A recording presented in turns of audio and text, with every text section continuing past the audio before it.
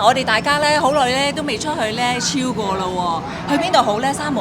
咦，咁我哋不如上去川龍飲茶，跟住睇下有冇西洋菜買都好喎。飲完茶仲可以行家樂徑，咁我哋不如而家出發咯。我哋由荃灣地鐵站 B 出口，沿住條天橋一直向前行，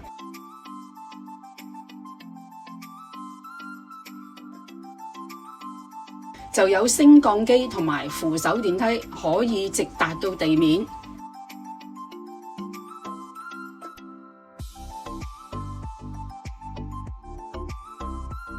穿過生果店旁邊嗰個小巷呢，直行就見到有一架80號 van 仔直去川龍村。去到川龍村站落車，沿右手邊直行，見到有個川龍村路牌，之後就轉左直行，經過個祠堂，繼續向前行。照分叉路口轉右有2間嘅酒樓，我哋揀咗其中一間。我哋今日去飲茶嘅酒樓開業已經超過50年，嚟到酒樓梗係要揾一樓露台嘅位置坐低，一路飲茶一路欣賞周圍鄉村嘅景色。茶樓由開茶攞點心都係自助形式。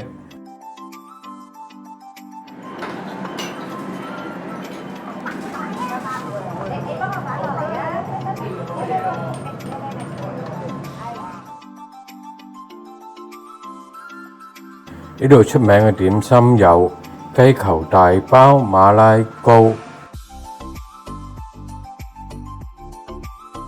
同埋自製嘅鹹甜茶果。好，唔該晒。鹹嘅雞屎藤，當然唔少得嘅係山水豆腐花。呢度喺度啦。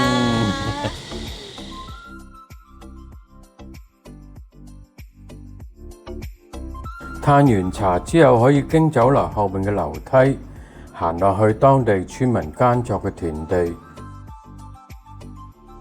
呢度出名嘅有新鮮採摘嘅西洋菜同埋各類瓜果，記得買返啲返屋企啊！我哋下一站就係去川龍家樂徑啦。見到川龍路牌就啱啦，一路向前行，穿過燒烤場，我呢度，哇！開始行山路石級，上川龍家樂徑。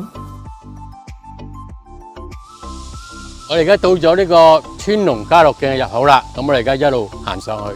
行山咯，難免沙沙石石嘅，而且呢條家樂徑路面不平，石級高低不一，沿路仲好多蚊下㗎，大家真係要量力而為啊！我哋行咗大概半個鐘，就上到觀景台。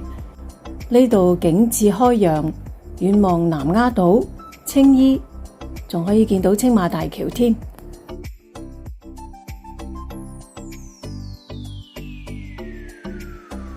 我哋從另一邊落山，搵返個小巴站，搭返小巴去荃灣地鐵站，沿路嚟，沿路走，咁樣就完成咗我哋今日嘅旅程啦。